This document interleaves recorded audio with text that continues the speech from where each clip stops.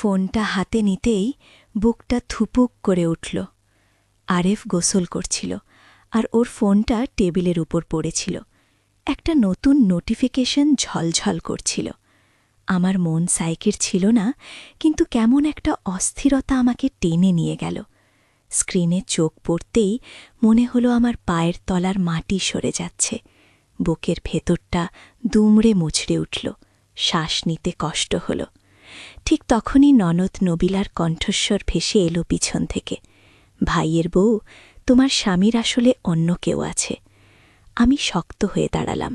সে হেসে বলল, সে আমাকেই চায়, কারণ আমি তোমার চেয়ে বেশি তার মায়ের মতো। এশিতা ব্লগসের সকল শ্রোতাদের জানাই আন্তরিক শুভেচ্ছা। আশা করি সবাই সুস্থ এবং সুন্দর আছেন। আজকের গল্পটি আপনাদের মন ছুঁয়ে যাবে, নিয়ে যাবে এক অন্যরকম অনুভূতির জগতে। তাই অনুরোধ করব, হেডফোন ব্যবহার করুন এবং গল্পের গভীরে ডুব দিন। আর নতুন নতুন গল্প শুনতে চাইলে অবশ্যই আমাদের চ্যানেলটি সাবস্ক্রাইব করে রাখুন। সাদিয়া আর আরেফের ভালোবাসার গল্পটা শুরু হয়েছিল এক বর্ষার বিকেলে ঢাকা বিশ্ববিদ্যালয়ের ক্যাম্পাসে। সাদিয়া তখন ইংরেজি সাহিত্যের ছাত্রী আর আরেফ অর্থনীতির। প্রথম দেখায় প্রেম নয়, বরং এক অদ্ভুত টান ছিল তাদের মাঝে। ক্লাসের ফাঁকে ফাঁকে ক্যান্টিনে বসে আড্ডা, শাহবাগের মোড়ে বৃষ্টি ভেজা সন্ধ্যায় রিকশার হুড় তুলেই গল্প করা, কিংবা ২১শে বইমেলায় হাত ধরে ঘুরে বেড়ানো। এভাবেই তাদের সম্পর্কটা ডালপালা মেলেছিল। আরেফের চোখে ছিল সাদিয়ার প্রতি গভীর শ্রদ্ধা আর ভালোবাসা, আর সাদিয়া মুগ্ধ ছিল আরিফের সংবেদনশীলতা আর বিচক্ষণতায়। ২ বছর প্রেমের পর তারা বিয়ে করেছিল। সাদিয়াদের পরিবার প্রথমে কিছুটা আপত্তি করেছিল আরিফের সামান্য বেতনের চাকরি দেখে, কিন্তু আরিফের দৃঢ়তা আর সাদিয়ার অনর ভালোবাসার কাছে হার মানতে বাধ্য হয়েছিল। তাদের ছোট্ট সংসারটা গড়ে উঠেছিল ঢাকার এক ছিমছাম ফ্ল্যাটে। সাদিয়া তখন সবে চাকরি শুরু করেছে একটি বেসরকারি কলেজে, আর আরিফ একটি স্বনামধন্য ব্যাংকে তার ক্যারিয়ার করছে। সকালের নাস্তা থেকে রাতের খাবার পর্যন্ত প্রতিটি মুহূর্ত ছিল ভালোবাসা আর বোঝাপড়ায় ভরা। আরিফ অফিস থেকে ফিরলে সাদিয়া দরজা খুলে দিত। তার চোখে থাকত এক ঝলক প্রশান্তি। ছোটখাট খুনসুটি, রাতের বেলা বারান্দায় বসে চা খেতে খেতে ভবিষ্যতের স্বপ্ন দেখা, ছুটির দিনে ঢাকার গলিগুলি ঘুরে বেড়ানো, এই ছিল তাদের সুখের সংজ্ঞা। সাদিয়া মুগ্ধ চোখে দেখত আরিফকে। তার হাসিতে, তার কথায়, তার চোখের গভীরতায় খুঁজে পেত এক অদ্ভুত আশ্রয়। আরিফও ছিল সাদিয়ার প্রতি ভীষণ যত্নশীল। সাদিয়ার ছোটখাট আবদার, অভিমান, এমনকি নীরব চোখের ভাষাও আরিফ অনায়াসে বুঝে যেত। তাদের সম্পর্কটা ছিল এক নিশ্চিত আস্থার চাদরে মোড়া। বিয়ের পর প্রায় ৩ বছর কেটে গিয়েছিল এভাবেই। তাদের ভালোবাসার বাঁধন যেন দিন দিন আরও মজবুত হচ্ছিল। সাদিয়া ভাবত, সৃষ্টিকর্তা বুঝি তাকে নিখুঁত এক জীবনসঙ্গী উপহার দিয়েছেন। তাদের ছোট সংসারে প্রবেশ ঘটেছিল আরিফের একমাত্র ছোট বোন নাবিলা। নাবিলা চট্টগ্রাম থেকে ঢাকায় এসেছিল বিশ্ববিদ্যালয়ে ভর্তি হওয়ার জন্য। আরিফ আর সাদিয়া দুজনেই খুব খুশি হয়েছিল নাবিলা তাদের সঙ্গে থাকবে। এতে সংসারের আনন্দ আরও বাড়বে বলেই তারা ভেবেছিল। নাবিলা বেশ মিষ্টি স্বভাবের মেয়ে ছিল, কথা বলতো কম আর পড়াশোনায় ছিল মনোযোগী। সাদিয়া তাকে নিজের ছোট বোনের মতোই ভালোবাসত।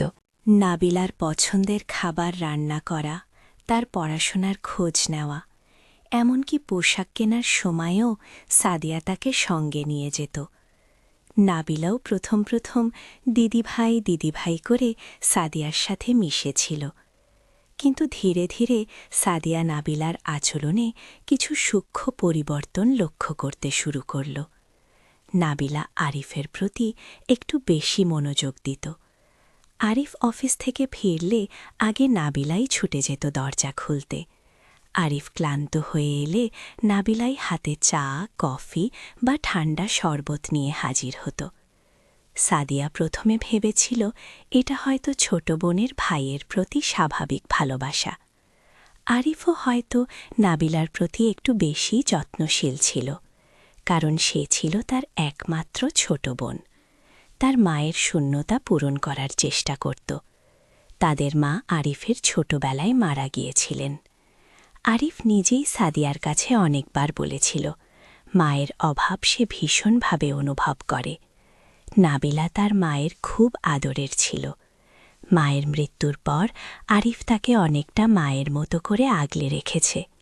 সাদিয়া এই বিষয়গুলো জানত, তাই নাবিলার প্রতি আরিফের এই স্নেহকে স্বাভাবিকভাবেই নিয়েছিল। কিন্তু একসময় এই স্বাভাবিকতাটাই অস্বাভাবিক লাগতে শুরু করল সাদিয়ার। আরিফ যখন ঘরে থাকত, নাবিলা সব সময় তার আশেপাশে থাকার চেষ্টা করত। আরিফ সকালে যখন অফিসে বের হতো, নাবিলা তখন এসে তার অফিসের ব্যাগ গুছিয়ে দিত, টিফিন বক্স তৈরি করে দিত আর গেট পর্যন্ত এগিয়ে দিত। সাদিয়া এসব কাজ এতদিন নিজেই করত। এখন নাবিলা এসে সেগুলো দখল করে নিচ্ছিল। সাদিয়া যদি আরিফের জন্য কোনো খাবার বানাতো, নাবিলা বলতো, ভাইয়া তুমি জানো না এটা তোমার জন্য ভালো না, আমি তোমার জন্য বিশেষ কিছু বানিয়েছি। আরিফ হেসে বলতো, আরে দুজনেই তো ভালো রান্না করো, সবই খাবো। কিন্তু সাদিয়ার মনে একটা কাঁটা খচখচ করত। নাবিলা আরিফের সঙ্গে এমনভাবে কথা বলতো যেন সে তার ছোট বোন নয়, বরং আরিফের ব্যক্তিগত তত্ত্বাবধায়ক।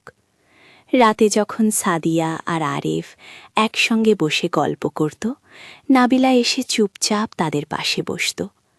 প্রথমে সাদিয়া তার উপস্থিতি গ্রাহ্য করত না, কিন্তু নাবিলা এমন সব প্রশ্ন বা মন্তব্য করত যা তাদের ব্যক্তিগত আলাপচারিতায় বিঘ্ন ঘটাচ্ছিল। আরিফকেও লক্ষ্য করবে সাদিয়া। সেন্দিয়ায় নাবিলার এই অস্বাভাবিক মনোযোগে অভ্যস্ত হয়ে যাচ্ছিল। এক রাতে সাদিয়া আরিফের বুকে মাথা রেখে তাদের ভবিষ্যতের কথা বলছিল, তাদের সন্তানের কথা ভাবছিল। নাবিলা তখন এসে দরজায় দাঁড়িয়েছিল। ভাইয়া, তোমার কি ঘুম আসছে? আমার একটা অঙ্ক বুঝতে সমস্যা হচ্ছে। আরিফ উঠে গিয়েছিল নাবিলার কাছে। সাদিয়া সেদিন রাতে আর ঘুমাতে পারেনি। তার মনে হচ্ছিল তাদের ব্যক্তিগত পরিসরটা যেন দিন দিন ছোট হয়ে আসছে। সাদিয়া এসব নিয়ে আরিফের সঙ্গে কথা বলার চেষ্টা করেছেন। আরিফ, নাবিলা কি আজকাল একটু বেশি তোমার আশেপাশে থাকছে না? আরিফ হেসে উড়িয়ে দিয়েছিল। আরে পাগলি, ও তো আমার ছোট বোন। মা নেই, তাই আমাকেই তো তার খেয়াল রাখতে হবে। আর সে তো এখন অনেক ছোট, নতুন শহরে এসেছে, তাই হয়তো একটু বেশিই নির্ভর করছে আমার উপর। সাদিয়ার মন মানেনি। সে জানত ছোট বোন আর স্ত্রীর ভালোবাসার ধরন আলাদা। নাবিলার চোখে সে এক অদ্ভুত অধিকার বোধ দেখত, যা সাদিয়া নিজের চোখেও কখনো দেখেনি। ধীরে ধীরে আরিফের আচরণেও পরিবর্তন আসতে শুরু করল। সাদিয়া লক্ষ্য করল আরিফ আজকাল তার কথা বলার আগে নাবিলার দিকে একবার তাকিয়ে নেয়। নাবিলার কোন আবদার আরিফ সহজে ফেলতে পারে না। এমনকি সাদিয়া যদি আরিফের সঙ্গে কোথাও যেতে চাইত, নাবিলাও আবদার করত, ভাইয়া আমাকেও নিয়ে চলো না। আরিফ তখন সাদিয়ার দিকে তাকিয়ে ইতস্তত করত, আর সাদিয়া নিজেই বলত, ঠিক আছে নাবিলা, তুমিও চলো। সাদিয়ার মনে হতো সে যেন তার স্বামীর কাছ থেকে দূরে সরে যাচ্ছে। তার ভালোবাসা, তার অস্তিত্ব যেন ফিকে হয়ে আসছে নাবিলার উপস্থিতিতে। একদিন সাদিয়া অফিস থেকে ফিরে দেখে আরিফ আর নাবিলা একসঙ্গে রান্নাঘরে হাসাহাসি করছে। নাবিলা আরিফকে কিছু একটা খাওয়াচ্ছিল। সাদিয়াকে দেখে নাবিলা এক ঝলক হেসে আরিফকে বলল, ভাইয়া, আমার জন্য আমি একটা নতুন রেসিপি শিখেছি।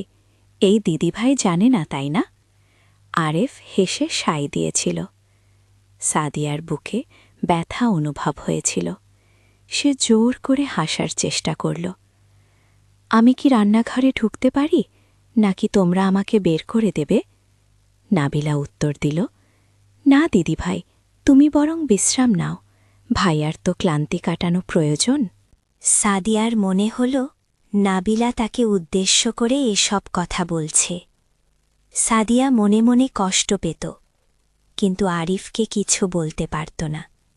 সে ভয় পেত যদি আরিফ তাকে ভুল বোঝে, যদি আরিফ মনে করে সে নাবিলার প্রতি ঈর্ষান্য। কিন্তু সাদিয়ার ভেতরে ভেতরে এক চাপা কষ্ট দিন দিন বাড়ছিল। তার মনে হতো তার স্বামী যেন তার কাছ থেকে ছিনিয়ে নেওয়া হচ্ছে। নাবিলার উপস্থিতি তাদের সম্পর্কের মাঝে এক অদৃশ্য দেয়াল তুলে দিচ্ছিল। সাদিয়া তার প্রিয় বন্ধু রিনার সাথে কথা বলেছিল। রিনা বলেছিল, আরিফকে সরাসরি বল, এই নীরবতা শুধু কষ্ট বাড়াবে। কিন্তু সাদিয়া সাহস পাচ্ছিল না। সে আরিফকে ভীষণ ভালোবাসত, আর তার ভালোবাসার উপর তার অগাধ বিশ্বাস ছিল। সেদিন ছিল আরিফের জন্মদিন। সাদিয়া আরিফের জন্য একটা বিশেষ ডিনার প্ল্যান করেছিল। রেস্টুরেন্টে রেজার্ভেশন করা ছিল, আর আরিফের পছন্দের পোশাকও বের করে রেখেছিল। অফিস থেকে ফিরে আরিফকে সারপ্রাইজ দেওয়ার কথা ছিল, কিন্তু সে অফিস থেকে ফিরে দেখে নাবিলা আরিফের জন্য একটা কেক বানিয়েছে, আর আরিফকে দিয়ে সেই কেক কাটতে বাধ্য করছে। আরিফ তখনও অফিস থেকে ফেরেনি। সাদিয়াকে দেখে নাবিলা হাসি মুখে বলল, দিদি ভাই, দেখ ভাইয়ার জন্য আমি কি সুন্দর কেক বানিয়েছি, আর আমি তার জন্য একটা শার্টও কিনেছি। সাদিয়া হতবাক হয়ে গেল, কিন্তু নাবিলা, আমি তো আরিফের জন্য অন্য প্ল্যান করেছিলাম। নাবিলা শান্তভাবে বলল, ও কিন্তু ভাইয়া তো আমার হাতেই কেক কাটতে ভালোবাসে, সে সবসময়ই আমার হাতে করা জিনিস পছন্দ করে। আরিফ ফিরলে নাবিলা তাকে তার পছন্দের শার্ট পরিয়ে দিল আর কেক কাটতে বাধ্য করল। সাদিলার সব আয়োজন যেন ম্লান হয়ে গেল। আরিফ সাদিয়ার দিকে তাকিয়ে কিছু বলার চেষ্টা করেছিল, কিন্তু নাবিলা আরিফকে কথা বলার সুযোগই দেনি।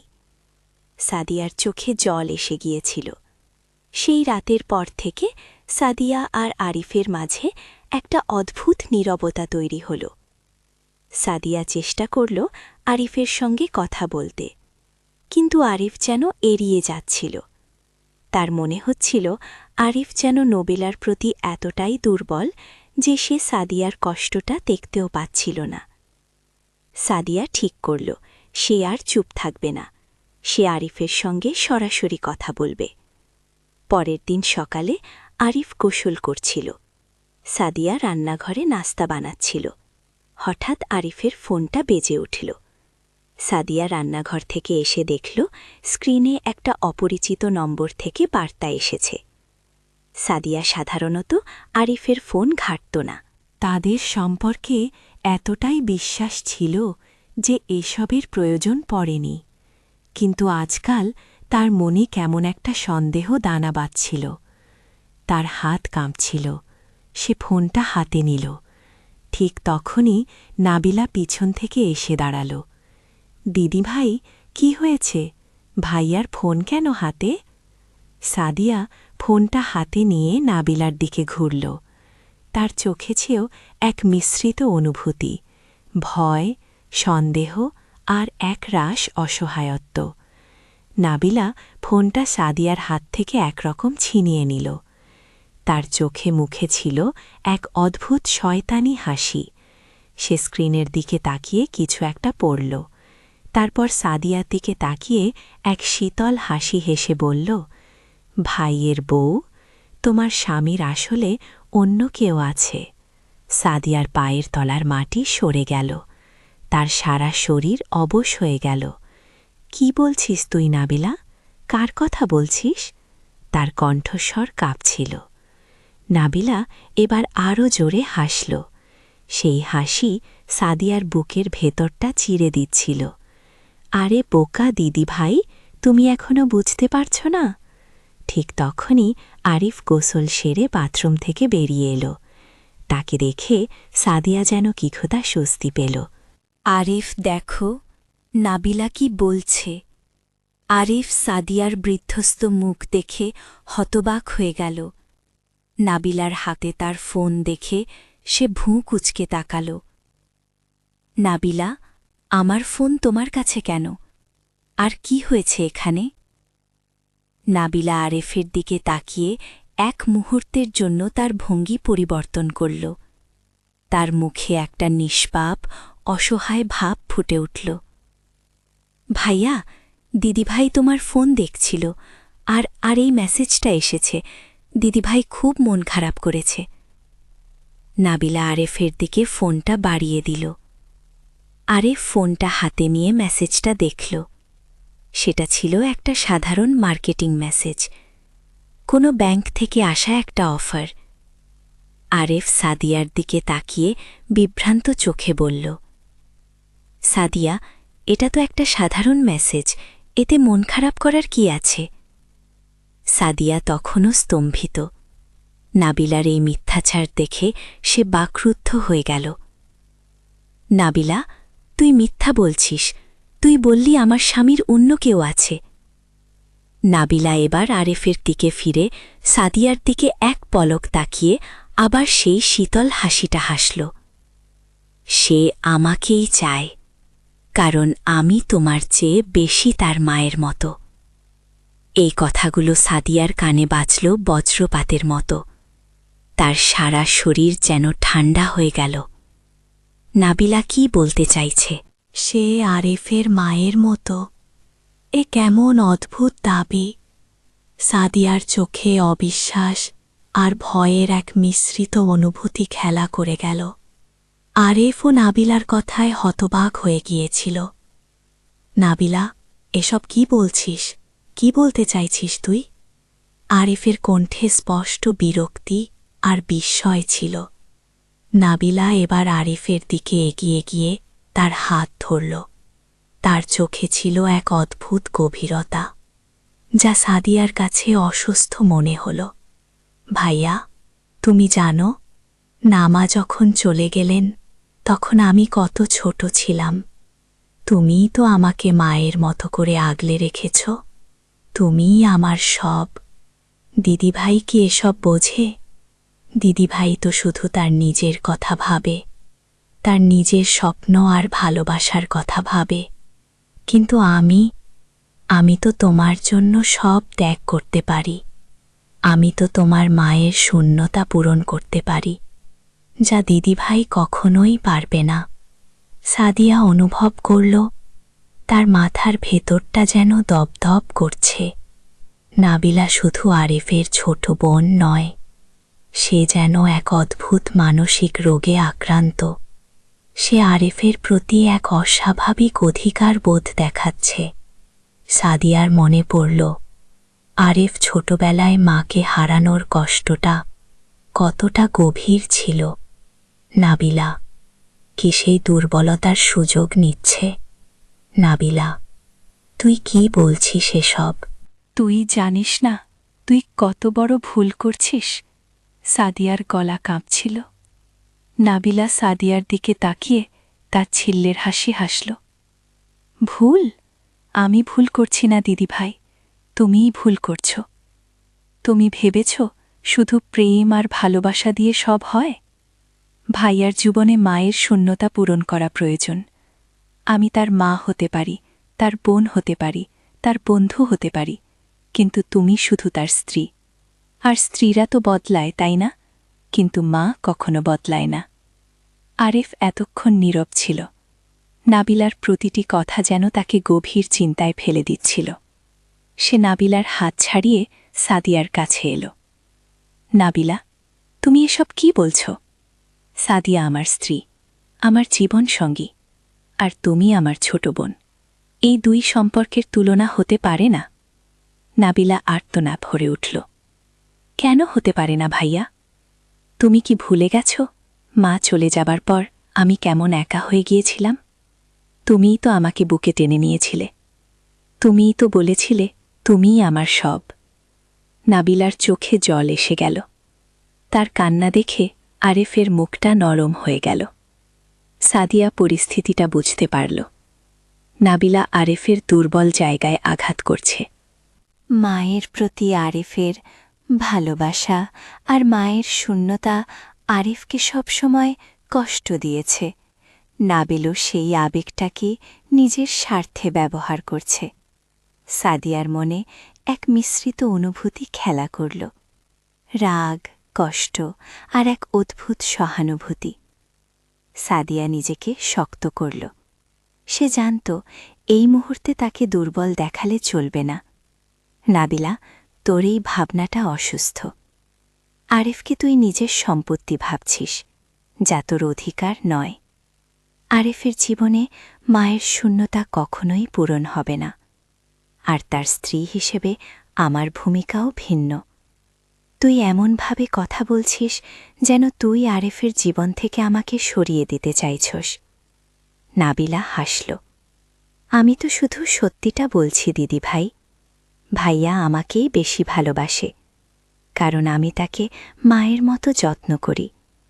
তুমি তো সারাদিন অফিস নিয়ে ব্যস্ত থাকো। ভাইয়ার খেয়াল কে রাখে? আমি রাখি। ভাইয়ার পছন্দের খাবার কে বানাই? আমি বানাই। ভাইয়ার সব আবদারকে শোনে? আমি শুনি। তুমি কি এসব করো? সাদিয়া স্তম্ভিত হয়ে গেল। তার ভালোবাসার প্রতিটি মুহূর্ত, তার প্রতিটি আত্মত্যাগ যেন নবিলার কথায় তুচ্ছ হয়ে যাচ্ছিল। নাবিলা, তুই ভুলে যাচ্ছিস আমি আর আরিফ স্বামী স্ত্রী। আমাদের সম্পর্কটা ভালোবাসার আর বিশ্বাসের উপর দাঁড়িয়ে আছে। তোরই অসুস্থ মানসিকতা আমাদের সম্পর্ক নষ্ট করতে চাইছে। আরিফ অবশেষে মুখ খুলল। তার চোখে ছিল এক অদ্ভুত হতাশা আর রাগ। নাবিলা, তোমার এবার বাড়াবাড়ি হচ্ছে। তুমি জানো না তুমি কি বলছ? সাদিয়া আমার স্ত্রী, আর সে আমার জীবনের সবচেয়ে গুরুত্বপূর্ণ মানুষ। মায়ের শূন্যতা পূরণ করা যায় না, আর স্ত্রীর স্থানও অন্য কেউ নিতে পারে না। তুমি আমার বোন, আমি তোমাকে ভালোবাসি, কিন্তু তোমার এই আচরণ মেনে নেওয়া যায় না। নাবিলা এবার আরিফের দিকে ঘৃণার দৃষ্টিতে তাকাল। ও, তাহলে সাদিয়া তোমার কাছে বেশি গুরুত্বপূর্ণ? আমি বুঝি কিছুই না? আমি তোমার ছোট বোন, যাকে তুমি মায়ের মতো ভালোবাসতে। আরিফ নবিলার হাত ধরল। নাবিলা, আমার কথা শোনো। তোমার এই মানসিকতাটা ঠিক নয়। তুমি আমার বোন, আর চিরকাল আমার বোনই থাকবে। সাদিয়া আমার স্ত্রী, আমার জীবন সঙ্গী। এই দুই সম্পর্কের মধ্যে কোনো প্রতিদ্বন্দ্বিতা নেই। আর তোমার এই মায়ের মতো হওয়ার চেষ্টাটা অসুস্থ। মা একজনই হয়, আর তার স্থান কেউ নিতে পারে না। সাদিয়া আরিফের দিকে কৃতজ্ঞ দৃষ্টিতে তাকাল। আরিফ অবশেষে তার পাশে দাঁড়িয়েছে। তার হৃদয়ে এক অদ্ভুত শান্তি ফিরে এলো। কিন্তু নাবিলার মুখের দিকে তাকিয়ে তার মনে হল এই সমস্যার সমাধান এত সহজে হবে না। তোমার কিছু সমস্যা হচ্ছে। তোমার হয়তো একজন কাউন্সিলরের সঙ্গে কথা বলা প্রয়োজন। সাদিয়া শান্তভাবে বলল। নাবিলা এবার কাঁদতে শুরু করল। আমি অসুস্থ, আমি সমস্যাগ্রস্ত। তোমরা আমাকে পাগল বলতে চাও। তোমরা দুজন মিলে আমাকে আধা করে দিতে চাও। আমি জানতাম দিদিভাই আসার পর তুমি আমাকে ভুলে যাবে। আরিফ নাবিলার দিকে এগিয়ে গিয়ে তাকে বুকে টেনে নেওয়ার চেষ্টা করল, কিন্তু নাবিলা তাকে ধাক্কা দিয়ে সরিয়ে দিল। না, তুমি আমাকে ছুঁয়ো না। তোমরা দুজনই আমার শত্রু। তোমরা আমাকে একা করে দিয়েছ। সাদিয়া বুঝতে পারল নাবিলার এই সমস্যাটা বেশ গভীর। এটা শুধু ঈর্ষা নয়, এটা এক ধরনের মানসিক নির্ভরতা আর অধিকারবোধ, যা তার মায়ের শূন্যতার কারণে তৈরি হয়েছে। আরিফও হয়তো নাবিলার এই মানসিক অবস্থার জন্য কিছুটা দায়ী, কারণ সে হয়তো নাবিলার প্রতি অতিমাত্রায় যত্নশীল হয়ে তার এই মানসিকতাকে আরও বাড়িয়ে তুলেছে। সেদিন সকালে আর কোনো কথা হয়নি। আরিফ অস্থির মনে অফিস চলে গিয়েছিল। সাদিয়া নাবিলার পাশে গিয়ে বসেছিল। নাবিলা, দেখ, আমরা কেউ তোমার শত্রু নই। আরিফ তোমাকে ভীষণ ভালোবাসে, আমিও তোমাকে ছোট বোনের মতো ভালোবাসি, কিন্তু তোমার এই ধরনের আচরণ আমাদের সবাইকে কষ্ট দিচ্ছে। আমাদের উচিত একজন অভিজ্ঞ কাউন্সিলরের সঙ্গে কথা বলা। নাবিলা তখনও কাঁদছিল, কিন্তু সাদিয়ার কথায় যেন একটু থামল। তার চোখে ছিল এক অদ্ভুত শূন্যতা। সেদিনের পর আরিফ আর সাদিয়ার সম্পর্কটা যেন নতুন করে শুরু হল। আরিফ বুঝতে পারল নাবিলার প্রতি তার অতিরিক্ত স্নেহ তার বোনের মানসিক স্বাস্থ্যের জন্য ক্ষতিকর হয়ে উঠছিল। তারা দুজনেই মিলে সিদ্ধান্ত নিল নাবিলার জন্য একজন ভালো সাইকোলজিস্টের সাহায্য নেবে। প্রথমে নাবিলা রাজি না হলেও আরিফ আর সাদিয়ার নিরন্তর প্রচেষ্টায় সে শেষ পর্যন্ত রাজি হল। কাউন্সেলিং সেশনগুলোতে ধীরে ধীরে নাবিলার মানসিক অবস্থার উন্নতি হতে শুরু করল। সে বুঝতে পারল তার ভাইয়ের প্রতি তার ভালোবাসাটা এক ধরনের অসুস্থ অধিকারবোধে পরিণত হয়েছিল। আরিফও সাদিয়ার কাছে ক্ষমা চেয়েছিল, তার নিজের ভুলগুলো বুঝতে পেরেছিল। সাদিয়ার প্রতি তার ভালোবাসা আরও গভীর হয়েছিল, কারণ এই কঠিন সময়ে সাদিয়া যেভাবে ধৈর্যের সঙ্গে পরিস্থিতি সামলেছিল তা আরিফকে মুগ্ধ করেছিল। মাসখানিক পর নাবিলা হোস্টেলে চলে যাওয়ার সিদ্ধান্ত নিল, কারণ সে বুঝতে পারছিল এই মুহূর্তে তার একা থাকা প্রয়োজন। আরিফ আর সাদিয়া দুজনেই তাকে সমর্থন করল। নাবিলা যাওয়ার আগে সাদিয়ার কাছে ক্ষমা চেয়েছিল। দিদি ভাই, আমি খুব ভুল ছিলাম, আমি তোমাকে অনেক কষ্ট দিয়েছি। সাদিয়া তাকে বুকে টেনে নিয়েছিল। সব ঠিক হয়ে যাবে নাবিলা, আমরা সবাই তোমার পাশে আছি। আলিফ আর সাদিয়ার জীবনটা আবার স্বাভাবিক ছন্দে ফিরে এসেছিল। তাদের ভালোবাসা আরও মজবুত হয়েছিল, আরও গভীর হয়েছিল।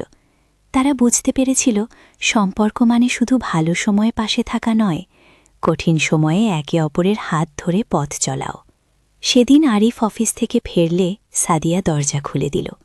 আরিফের চোখে ছিল সাদিয়ার প্রতি গভীর ভালোবাসা আর কৃতজ্ঞতা। সাদিয়া আরিফের বুকে মাথা রাখল আর মনে মনে ভাবল, সম্পর্কের জটিলতা কখনো কখনো ভালোবাসাকে আরও খাঁটি করে তোলে। বন্ধুরা, গল্পটি কেমন লাগলো জানাতে ভুলবেন না। জীবনের প্রতিটি সম্পর্কেই থাকে নানা চড়াই উতরাই, কিন্তু প্রকৃত ভালোবাসা আর বোঝাপড়া থাকলে যে কোনো কঠিন পরিস্থিতি মোকাবিলা করা সম্ভব। আজকের গল্পটি যদি আপনাদের ভালো লেগে থাকে তবে অবশ্যই একটি লাইক দেবেন, কমেন্ট করে আপনার মূল্যবান মতামত জানাবেন এবং এশিতা ব্লগস চ্যানেলটি সাবস্ক্রাইব করে আমাদের পাশে থাকবেন। আপনাদের ভালোবাসা আর সমর্থন আমাদের অনুপ্রেরণা যোগায়। দেখা হবে পরের গল্পে। ততক্ষণ পর্যন্ত ভালো থাকুন, সুস্থ থাকুন। ধন্যবাদ।